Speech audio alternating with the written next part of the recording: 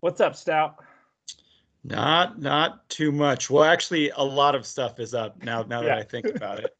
But right. yeah, so Okay. excited to talk with everyone today. It's kind of a silly question. I apologize. I don't know why I asked that. Um, but Mr. Stout, you're our election expert. We're gonna start off. Most important thing. Are we getting a soccer field or what? Yeah, so this is really exciting. So the bond, I think it's four. Is it 4B actually? Yeah, 4B. If you look on the screen, did pass overwhelmingly so with almost 80% of the vote, and that means, and I'll talk about what the bond and mill levy 4A and 4B both mean. There's some direct things that will benefit the CV community, and the biggest one is $1.5 million. So that's the million, not billion, unfortunately, but $1.5 million will directly go to building. I believe the language is athletic fields, which is understood to mean a soccer field at the CV campus. It's really exciting. College View was actually one of only two campuses in the entire DPS system that did not have true athletic fields. And so, absolutely, this is putting CV on the same literal playing fields as other schools, and that's really exciting. If you know the cafeteria that you go to lunch at, well, actually, sorry, you used to go to lunch at, I guess, when it was in person. The cafeteria was actually paid for by the 2016 bond funds, and so this is just another example of voters supporting the CV community. And so that's really exciting. There's actually some opportunities for students and for staff and for family members to get involved. And that an example of that is there's something called the Bond Oversight Committee, which actually takes people from the community and makes sure that the implementation, so the money has been allocated, but of course it needs to be actually spent to build the field and everything. And I talked with Mr. Slaughter this morning, and I know that he's really interested in that. And if there are students or staff or families, if you'd like to learn more about that, you can always reach out to me. My email is just noah.stout@scienceandtech.org. And also, with the mill levy, which passed with overwhelming support, that's actually for the entire DSST network, that's more than $2 million that will go directly for services that will support students. And some big ones are that money will go to additional mental health supports, teacher salaries, the other special education services, nurses, things like that. That's money that the people of Denver are dedicating property tax money as part of the mill levy to supporting directly CV students. And so that money will go directly to support. And so that's really exciting. And it's, there's a lot of nationwide, Colorado is generally seen as being underfunded in education. And these are just some small parts of closing that gap and making sure that our students and our community have the resources they need. So it's, yeah, really exciting. And to answer your question, yes, there will be a soccer field, and it's not gonna be up there, in January. Of course, it takes a while. I think the cafeteria took about 2 years or so to get to that point. If you It remember, felt I like know many 10. of you were in middle school when that was being built. That took a while, of course, and I think that we don't have an exact timeline. And as soon as we get an exact timeline for that, sorry, seniors, we will let you know as soon as we find that out. Yep. And one more thing about the mill levy, I think that's really exciting. If you look on my screen, this increased compensation for other workers means like our cafeteria staff and our custodial staff, getting raises, which I think is so crucial and so good and really important for our community. So really happy about that. Good job, Denver voters. Good job, students. If you voted, well done. That was great. All right, Stout, let's talk presidential race. Got the map up here. What's your take on where we are right now? Well, where we are is we don't know where we are right now, I would say. And I think we have, if I know many people stayed up late to kind of see where the election was. And I think that, including my wife, like she went to bed very stressed and thought that, like, didn't know what was going to happen. And I know that when she woke up in the morning, she asked me, she said, like, what's going on? What's happening in our country right now?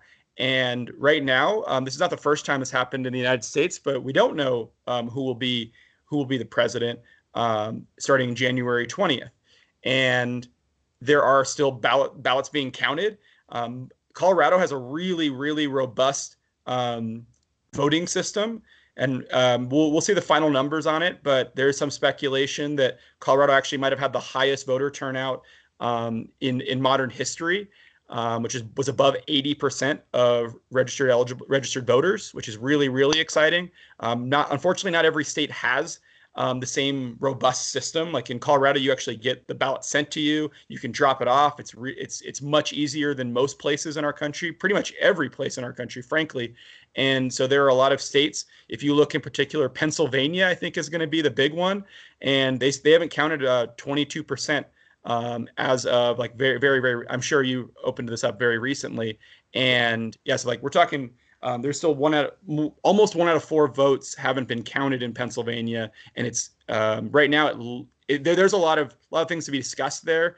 And yeah, so it's, yeah, great point, Josh and Mr. Randall in the chat, that they're mostly mail-in ballots. And so there's a lot of discussion. I could speculate on some of that, but I think that right now anyone who's saying like this is going to happen is just speculating. There's a lot of things like I think I would guess what I think is going to happen, but I don't want to give you misinformation, because I think there is a lot of that out there. And what I would encourage students and anyone is to be informed, but to verify the information that you're looking at, and also then to take that information and then analyze it and check it for the veracity of those statements. There's a lot of misinformation out there about election, and you even saw this yesterday, where I think there was a lot of discussion on social media, and I think there was a reasonable fear that people were,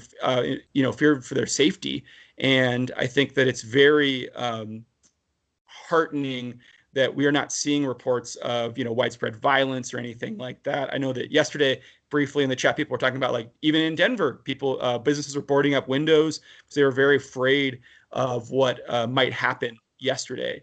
And so there's a lot of speculation out there, but I would just verify and look at that information. I think that Mr. Nouse has a great question in there in the chat about where should I go to get accurate information about this?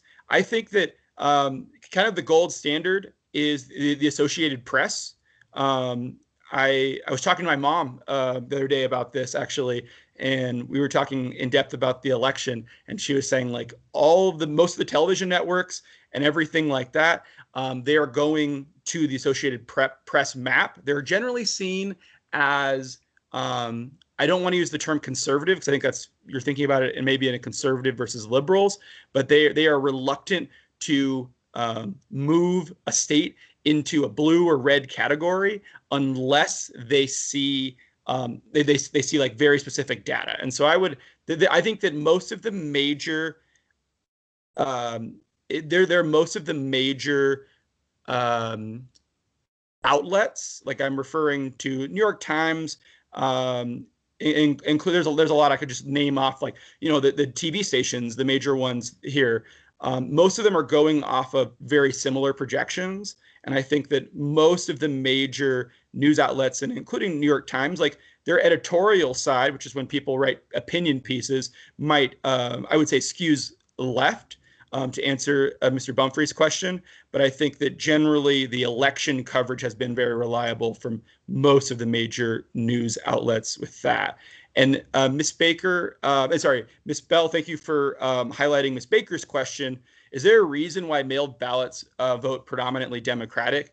There are several reasons for that. I think that what we are seeing in this election in particular is that enthusiasm was was higher on the Democratic side, and so that people were turning in their ballots early or requesting mail ballots in order to vote. And so I think that is like the big conversation.